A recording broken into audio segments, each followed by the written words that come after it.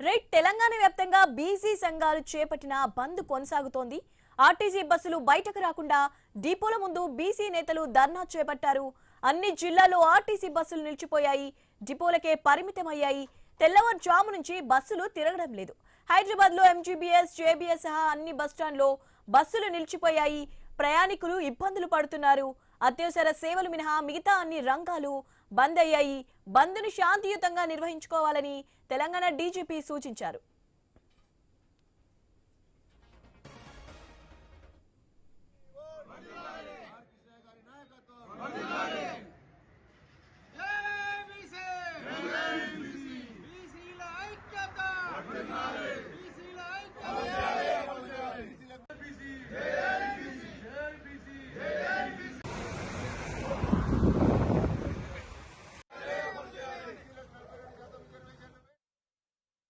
బంద్కు రాజకీయ పార్టీలు మద్దతు ఇచ్చాయి. కాంగ్రెస్, బీఆర్ఎస్, బీజేపీ నేతలు బంద్లో పాల్గొంటున్నారు.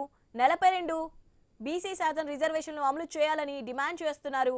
బంద్పై మరింత సమాచారం మా ప్రతినిధి ప్రవీణ్ అందిస్తారు.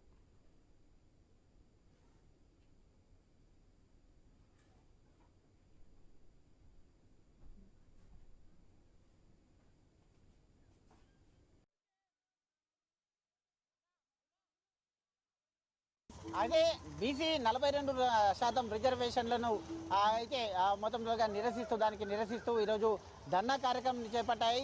అయితే జీవో నెంబర్ 9 అయితే ఏదైతే స్టే విధించిన నేపథ్యంలో అయితే 42% రిజర్వేషన్ బీసీలకు కావాలని వివిధ బీసీ సంఘాలతో పాటు అన్ని రాజకీయ అయితే సంఘాలు కూడా అయితే రాజకీయ పార్టీలు కూడా అయితే ధర్నా నిర్వహిస్తున్నది. మనం జేబీఎస్లో ఉన్నటువంటి పరిస్థితులను చూస్తున్నాం. జేబీఎస్లో ఎక్కడ చూసినా మొత్తంగా చూసుకోవచ్చు. అసలే దీపావళి పండుగ కావడం, వరుసగా హాలిడేస్ ఉండడం, హాలిడేస్ కూడా అయితే బస్సులు బంద్ కారణంగా మొత్తంగా కూడా తీవ్రంగా ఇబ్బంది పడుతున్నారు. మొత్తంగా మనం చూసుకోవచ్చు.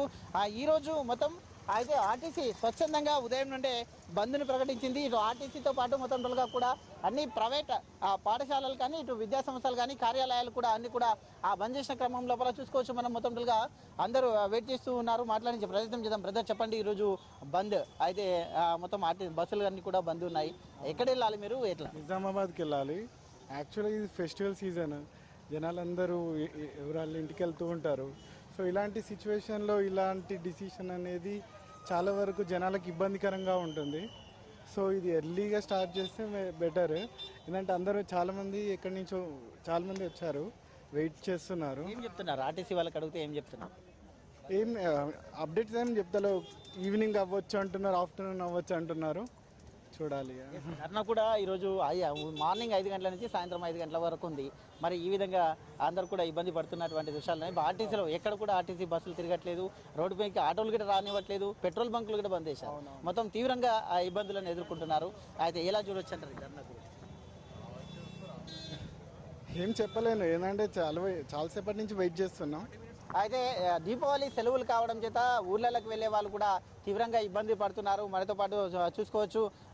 సార్, చెప్పండి, ఎక్కడ వెళ్తున్నారు, ఎక్కడి నుంచి వచ్చారు? ఆర్టీసీ బంద్ అని తెలుసా? అయితే మొత్తం బస్సులు కూడా ఈరోజు నడవట్లేదు, మరి ఎట్లా? తెలుసు, కానీ మరి ఇక మనం ఏం చేస్తాం, నిజామాబాద్కి పోవాలని చూస్తున్నాం. ఇంకా ఇంతవరకు అయితే మరి రాలేదు. అందరూ పబ్లిక్ అంతా చాలా రప్స్ అవుతాను. ఇప్పుడు ధర్నాలు చేసినా ఏం చేసినా కానీ పబ్లిక్ అయితే రప్స్ అవుతాను కదా. దాన్ని చాలు చేస్తే చాలా మంచిది. అదే చూసుకోవచ్చు, పబ్లిక్ అందరూ కూడా తీవ్రంగా ఇబ్బంది పడుతున్నటువంటి దృశ్యాలు చూస్తున్నాం మనం. మొత్తంగా అంటే ఎక్కడ చూసినా ఎంబీబీఎస్లో ఎక్కడ చూసినా కానీ జేబీఎస్లో కూడా అటు ఎంబీబీఎస్తో పాటు ఇటు జేబీఎస్లో కూడా అన్ని ఆర్టీసీ బస్ స్టాండ్లో మొత్తంగా కూడా అయితే ఇదే పరిస్థితిని తలపిస్తున్నది. మొత్తంగా చూసుకోవచ్చు. ఈరోజు సాయంత్రం వరకు కూడా ధర్నాని కొనసాగిస్తామంటూ కూడా చెప్తున్నారు. సాయంత్రం వరకు కూడా ధర్నా ఇదే విధంగా ఉంటే అయితే అసలే దీపావళి సీజన్ కావడంతో ఇబ్బందులు పడుతూ ఉన్నారు. మనం చూసుకోవచ్చు, చిన్నపిల్లలతో కూడా తీవ్రంగా ఇబ్బంది పడుతున్నటువంటి దృశ్యాలు చూసుకోవచ్చు మనం. అసలే హాలిడేస్ వరుసగా 3 రోజులు సెలవు వచ్చాయి. 3 రోజులు శనివారం, ఆదివారం, సోమవారం దీపావళి కావడంతో అయితే తమ సొంత ఊళ్ళకు వెళ్ళడానికి మొత్తంగా ప్రయాణికులు ఎక్కడికక్కడ ప్రయాణికులు వచ్చారు. ఈరోజు ఉదయం నుండే ఆర్టీసీ బంద్ కొనసాగుతుంది కాబట్టి ప్రయాణికులందరూ కూడా తీవ్రంగా ఇబ్బంది పడుతున్నటువంటి దృశ్యాలను మనం చూస్తూ ఉన్నాం. అయితే చూద్దాం. మేడం, ఎక్కడ వెళ్ళాలి మేడం? కామారెడ్డి. మరి ఈరోజు ఆర్టీసీ బంద్ అని ఏమన్నా తెలుసా మరి? లేదు ఇంక తెలియకనే మేము బస్ స్టాండ్కి వచ్చాం. ఇక్కడ వరకు ఎందుకు వస్తాం తెలిస్తే. అయితే ఒకరోజు ముందుగానే చెప్తున్నారు బీసీ బంద్ కాబట్టి ఒకరోజు ముందుగానే నిన్నటి నుంచే హెచ్చరికలు జారీ చేస్తున్నారు. అయితే పండుగ సెలవులు కాబట్టి ఊర్లలోకి వెళ్తున్నారు. ఇబ్బంది ఏమైనా పడుతుందో? ఇబ్బంది ఉండకుండా ఎవరుంటుంది.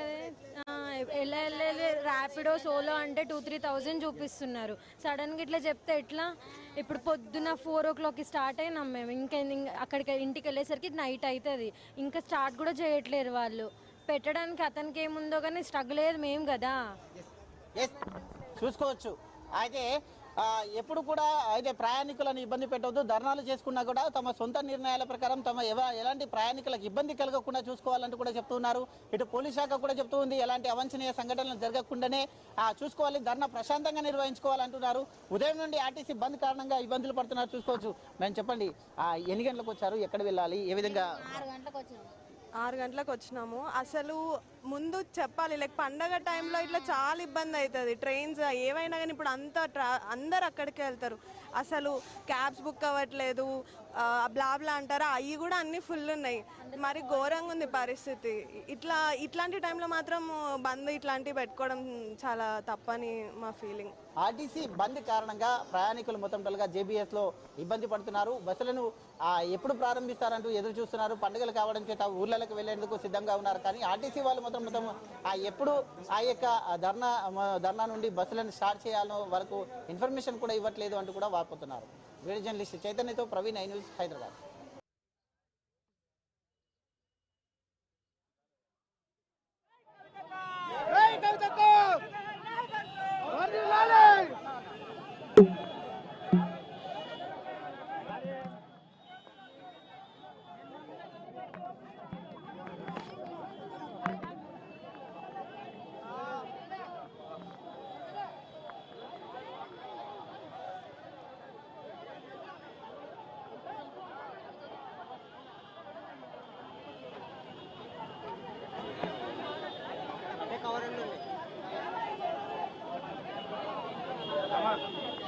బయట అప్పుడు ఎవరు